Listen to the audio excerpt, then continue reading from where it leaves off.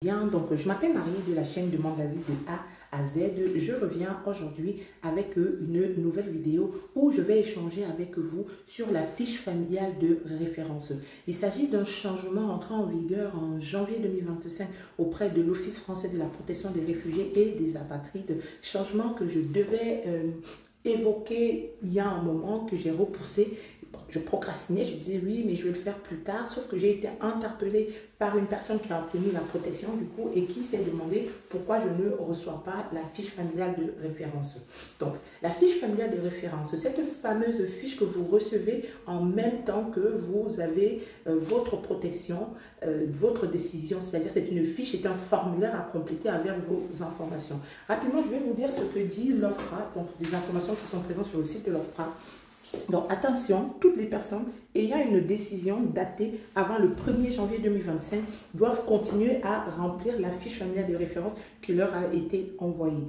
Cette suppression est une simplification de la procédure pour les personnes protégées qui n'affectera pas la qualité de l'information de l'OFPRA que l'OFPRA doit recueillir. En effet, les évolutions successives de la procédure d'asile et des pratiques à l'OFPRA permettent aujourd'hui de considérer qu'une fois la protection accordée, la plupart des informations d'état civil sont en possession de l'OFPRA qui les a d'ores et déjà vérifiées, notamment lors de l'entretien de la demande d'asile.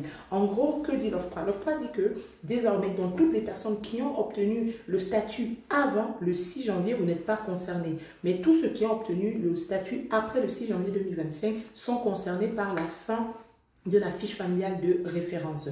C'est-à-dire qu'avant, vous recevez cette fameuse fiche, vous devriez compléter vos informations et là transmettre la fiche à l'OFPRA. Désormais, l'OFPRA estime qu'elle a suffisamment d'informations pour pouvoir réaliser, pour pouvoir éditer votre acte de naissance.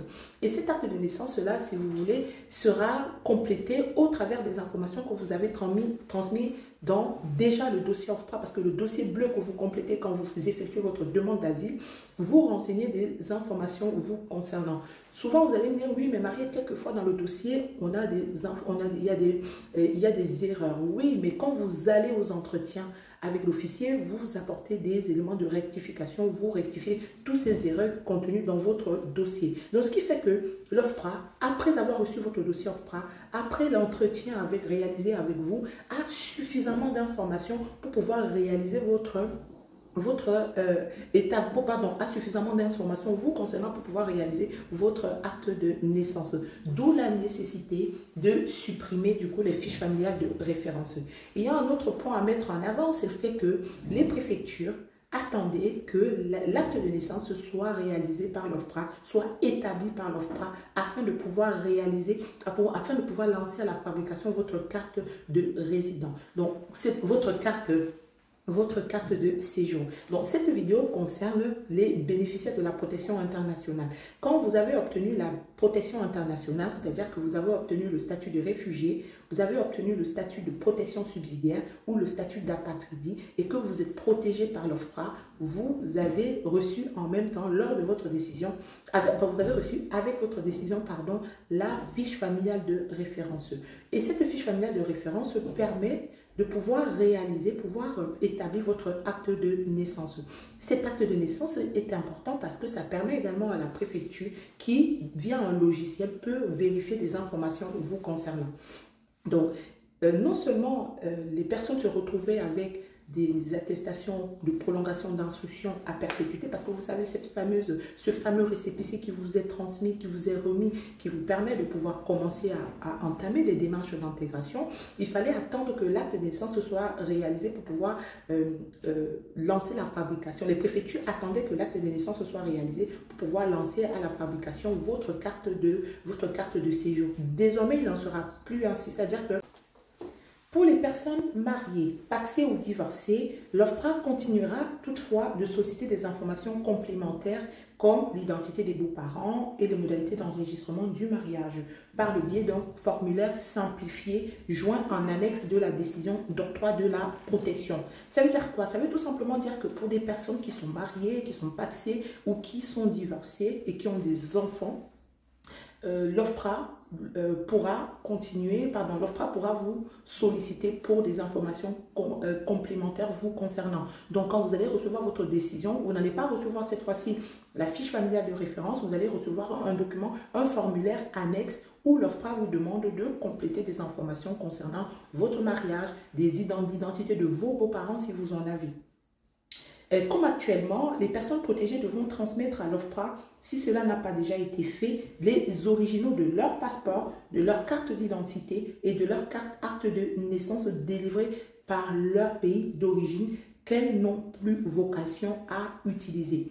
Vous savez, quand vous devenez protégé, quand vous êtes protégé, quand je voulais dire devenir français, non, mais quand vous êtes protégé, donc quand vous obtenez la protection subsidiaire, le statut d'apatridie ou alors la protection ou alors le statut de réfugié, vous êtes désormais protégé, vous êtes désormais sous la protection de l'OFPRA. Donc vos actes de naissance originaux de vos pays d'origine ne vous servent complètement plus parce que vous n'avez plus à les utiliser. Donc il vous sera demandé. Donc, si vous avez besoin d'un acte un document de voyage, vous vous rapprochez auprès de la préfecture pour en faire la demande. Si vous avez besoin des actes de naissance, pareil, vous pourriez demander à l'OFPRA de vous éditer un nombre indéfini d'actes de naissance pour vos démarches. Donc, en gros, la vidéo d'aujourd'hui est une vidéo d'information qui qui met en lumière les changements qui s'opèrent désormais à l'OFPRA, notamment concernant la fiche familiale de référence.